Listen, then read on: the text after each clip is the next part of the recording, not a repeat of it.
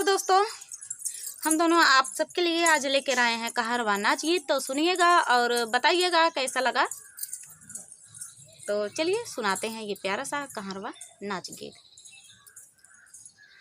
भर दिहला पेट राजा बोलिया सुनाई के, भर दिहला पेट राजा बोलिया सुनाई के, चली जब नैहर बीरनवा बोलाए के, चली जब नैहर बीरनवा बोलाए के, का करी है सासू का करी है ससुर जी, का करी है सासू का करी है ससुर जी, का करी है गौआ के लोग समझाए के, का करी है गौआ के लोग समझाए के, भर दिहला पेट राजा बोलिया सुनाए के, भर दिहला पेट राजा बोलिया सुनाए के, का करी है जेठ का करी है जेठानिया, का करी है जेठ का करी है जेठानी, का करी है जेठ का करी है जेठानी, का करी है टोला पड़ोसी समझाए के,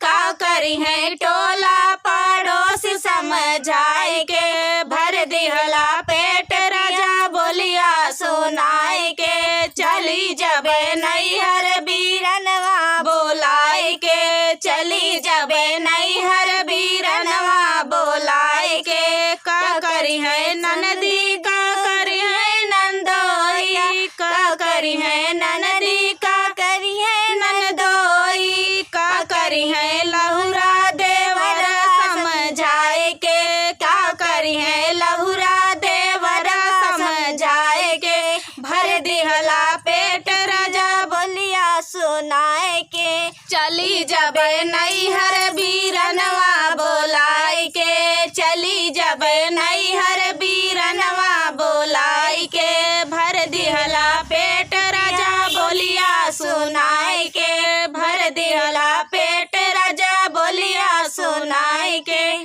तो दोस्तों ये कहरवा गीत आप सभी को कैसा लगा कमेंट में ज़रूर बताना दोस्तों। तो चलिए दोस्तों तब तक के लिए नमस्कार।